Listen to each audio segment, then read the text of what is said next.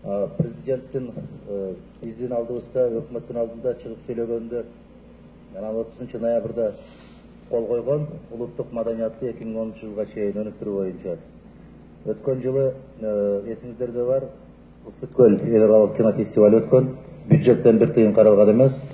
Бул биздин мамлекеттин маданиятты өнүктүрүүдөгү эл аралык аброюна унутулуп кеткен 30 жылдан бери өткөрүлбөгөн кинофестиваль биринчи жолу кайра Кыргызстанга келип калгандыгы бул чоң жетишкендик катарында белгилеп коюшубуз керек.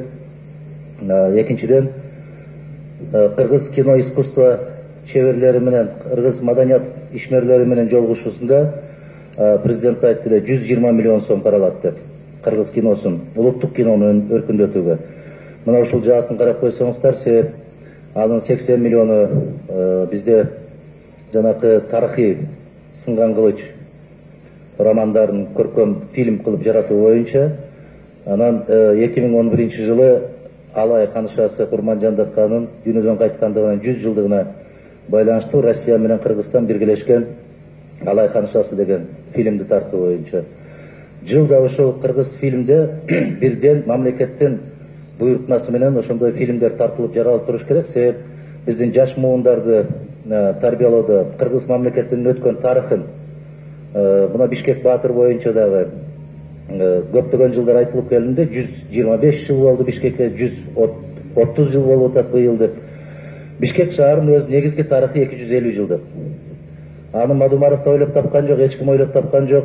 Ошол мезгилдеги орус падышачылыгынын академиясында кызмат өтөп аткан окумуштуулар, академиктер келип, биздин мына Ысык көл кинотеатрынын алдында Бишкек Баатырдын күмбөзүн кадимкидей сүрөткө түшүрүп тартып кеткен даректүү архивдеги материалдардын баарын биз былтыр көтөрүп чыкканбыз. Мына ошол мезгилде айтылган, бул жерде ушул шаардын башчысы болуп биринчи шаарды курган Бишкек Баатырдын сөөгү жатат деген маалыматтар так даана жазылган. Бул Санкт-Петербург археологиялык институтунда, Санкт-Петербургдагы университеттеги падышачылык мезгилдеги жасалган Пантусов, академик Пантусовдун чыгармалары. Мына ошондуктан жанакы Бишкек Баатырдын күмбөзүн кайра калыбына келтирүү, анан 2009 жылга Кудай буйрса, аны сиздер менен акылдашабыз, окумуштуулар менен акылдашабыз. Бишкек Баатырдын Бишкек чебин кургандан берки 250 жылдыгын биз кенен кесири мындай бир белгилеп коюшубуз керек.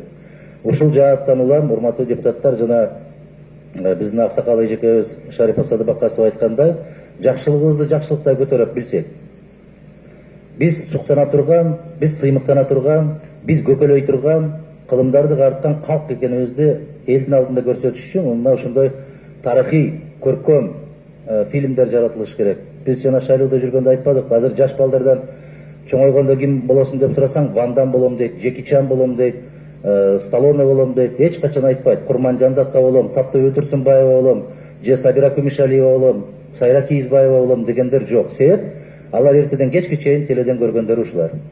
Ошондуктан, урматтуу депутаттар, биздин улуттук идеологиябызды өркүндөтүш жаатында дагы, биздин басып өткөн тарыхый жолдорубузду жаш муундарга жеткирип берүү боюнча дагы, мына Урмахан жөнүндө не деген керемет сөздөр айтылып жүрөт, Шабдан жөнүндө эмне деген керемет сөздөр айтылып жүрөт. Ушулардын баарын бир жылда жок дегенде, бир жылда бирден ушундай көркөм тасмаларды жаратып, биз элибизге жарыялап көрсөтүшүбүз керек. Мына ошондон кыргыздын тарыхтагы өзүнүн орду, каада салты, үрп адаты, маданияты, дүйнөгө болгон көз карашы, философиясын ошол фильмдер аркылуу жеткирбесек, өзүңүздөр билесиздер, азыр жаштар көбүнчө китептерди да окубай калды, чыгармаларды да окубай калды. Баягы эле жанакы жеңил желпи сары пресса деп койгон, ошол пресса менен алек болуп калды. Мен ушул сунуштарды президенттин өкмөттүн алдына койгон, жогорку кеңештин алдына койгон тапшырмаларын экинчи окууда дагы бир жолу эске алып, тийиштүү министрликтер менен дагы бир жолу карап чыгышыңыздарды тийиштүү комитет менен, бул Иса Шейшенкуловдун комитети азыр берем.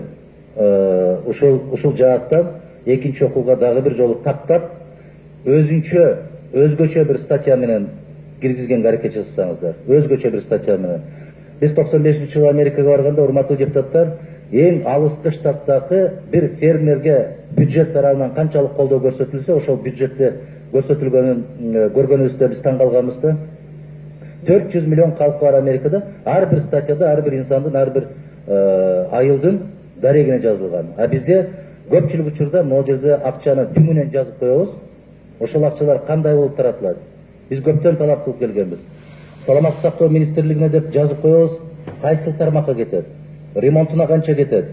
Дары-дармекке канча кетет? Согуш ардагерлерине канча кетет? Баатыр энелерге канча кетет? Мындайча айтканда майдалап жазганды күнөө албай койдук да. Ошондо бюджеттин аткарылышына отчет бергенде дагы депутаттарга да жеңил болмок, тийиштүү министрликтерге да жеңил болмок. Анан түңүнөн жазып койгондо министр өзү билет да казанчынын өз эрки кайдан кулак чыгарса деп. Ошол бюджетте көрсөтүлгөн параметрлерден чыкпастан башка мындай бир тармактарды иш аракеттерге акчанын жумшалып кетип бараткандыгын биз жыл сайын ушуну безиленип айтып келебиз. Тажиккан Борбогуловна ошол жагына өтө терең көңүл бурсаңыз, урматтуу комитеттин төрагалары өзүңүздөр тейлеген тармактардагы мүмкүн болушунча айтып келип атпайбызбы? Бюджет ачык болуш керек, элге жетиш керек, ким канча акча жыйнап атат, кайсыл министрлик канча акчаны кайда коротуп атат, ушуга жооптор так болсун. Сураныч, өтүнүч ушул.